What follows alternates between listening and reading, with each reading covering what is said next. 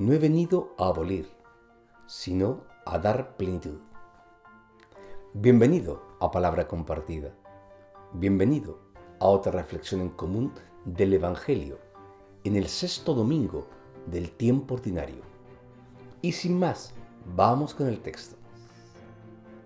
Seguimos leyendo el Evangelio según San Mateo, en su capítulo 5, conocido también como el capítulo del Sermón de la Montaña, donde Jesús va a definir cuáles deberán ser las actitudes de aquellos que se digan seguidores de Él. Recordemos que empezábamos con el sermón de las bienaventuranzas. Bienaventurados los que sufren, bienaventurados los perseguidos por la justicia, etc. El domingo anterior leíamos ese hermoso relato de donde Jesús nos cuenta que los cristianos, sus seguidores, tienen que ser la luz y la sal de la tierra. Y hoy va a profundizar un poco más en este sermón de la montaña. Nos va a decir cuáles tienen que ser las actitudes profundas que deben animar el comportamiento de los cristianos y de aquellas comunidades donde se viva su palabra y donde se exprese la fe en Él. Como siempre, Jesús va a utilizar ejemplos y la primera antítesis de este sermón de la montaña va a hacer referencia a una ley muy útil en tiempos del judaísmo, que era no matar. Y parece que con esa ley de no matar, que comprenderéis era muy importante en ese proceso evolutivo, ético de la sociedad, mucha gente se conformaba con eso, como diciendo, bien, yo no cometo asesinatos, bien, yo no mato, pero sin embargo puedo odiar, sin embargo puedo calumniar, sin embargo puedo proferir amenazas con mis palabras, etc. Y Jesús va a decir, bien, está bien, no se debe matar. Como decimos, ahí existiría un mínimo ético, pero es completamente insuficiente para poder ser seguidores míos.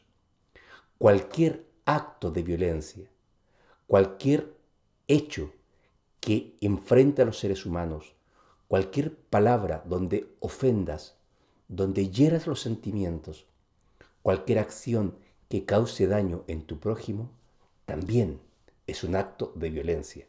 O si me apuras, también estás matando. Es decir, hasta el momento de Jesús, la ley había sido la pedagoga, nos había ayudado a educarnos, nos había enseñado normas de convivencia, pero se estaba quedando en mínimos. A partir de ahora tenemos que ir a máximos. No puede haber entre los cristianos y en la sociedad ningún acto que atente contra la paz y contra la integridad de las personas. Eso de no matar está bien, pero es lo mínimo. Hasta ahí podríamos llegar. Simplemente hay que decir, tenemos que ir más allá.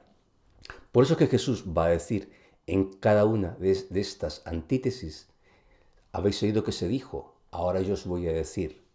O también nos va a decir, no he venido a abolir la ley, porque cumplía su función, simplemente que he venido a darle plenitud, a que le encontréis el verdadero sentido de esta ley que había sido preparación para recibir el reino de Dios. Y Jesús va a proseguir contándonos o diciéndonos, habéis oído que se hacía, habéis oído que se dijo, pero a partir de ahora vuestra actitud debe ser distinta.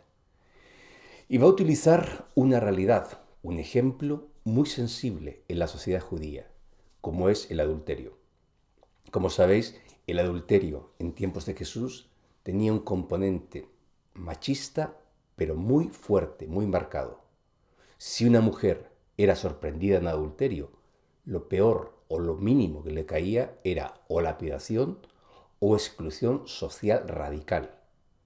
Por tanto, también esas personas ni siquiera tenían derecho a defenderse de su situación.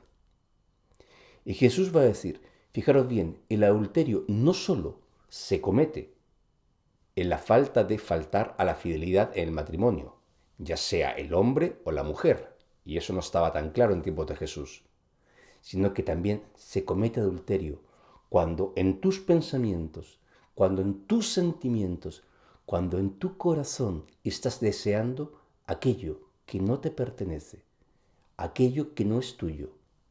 Es decir, ya no solo es la falta en sí misma, criticable, las penas, el contexto social. No entramos en eso, sino que también se comete adulterio o infidelidades, si queréis, cuando siquiera estás deseando algo que no es tuyo, porque tarde o temprano eso te va a generar en ti comportamientos que fuercen a que tu conducta sea injusta y cometas una grave falta. Y en el contexto del adulterio de las mujeres o de la sociedad de Jesús, siempre las que se salían perdiendo eran ellas. Amigo, amiga, hemos llegado al final, o creo que hemos esbozado el núcleo fundamental de lo que es este texto, del capítulo 5 de San Mateo. Una cosa también nos deberíamos recordar en esta síntesis, en este cierre de la reflexión. Jesús constantemente va a recordar, había una ley antigua, ahora existe, comillas, otra ley nueva. Habéis oído que se dijo, ahora debéis empezar a ver, a sentir, a percibir de otra manera. Es decir, nos está diciendo, adelantando a sus discípulos, que aquí en el Evangelio existe una novedad, que la ley antigua no la contemplaba, ni siquiera la puede contemplar muchas de las legislaciones que tenemos hoy en día. Primero, estamos entonces, comillas, jugando, trabajando con algo que es novedoso, con algo que ha nacido de Dios, que no forma parte tal vez de las legislaciones, de las mentes pensantes de los seres humanos. Forma parte exclusivo del proyecto de Dios. También les está diciendo a sus discípulos, si vuestra justicia no va más allá de la ley, no va más allá de la que piensan o sienten los fariseos y los escribas, es que para esto no vale la pena que te apuntes a la comunidad de los seguidores míos. Vosotros tenéis que saber interpretar las leyes y encontrarle el sentido pleno, lo que se dice hoy, el espíritu del por qué se han hecho las cosas. Y en ese espíritu del por qué se han hecho las cosas, no solo se falta cuando se incumple una ley, sino que también se falta, aún cumpliendo esas leyes, cuando no vas más allá. El ejemplo clásico que se suele poner para explicar este caso, un precepto de la tradición cristiana. Por ejemplo, no comer carne en día viernes, los días viernes de Cuaresma, pero puedes comer mariscos. ¿En qué quedamos? ¿Cuál es el espíritu? El espíritu es de que comprendas que existen esos viernes para que te recojas más, para que vivas más pendiente de Jesús y tu purificación interior te lleve a hacer obras de caridad. ¿Veis que a veces, cumpliendo las leyes, no llegamos, no damos la talla como cristianos? Lo que no quiere decir que no haya que cumplirlas. No, hay que cumplirlas en el espíritu del para qué sirven. No hacer de ellas ídolos. Simplemente son medios para que nuestros sentimientos, para que nuestro corazón se purifique y purificándose podamos ser mejores seguidores del Señor.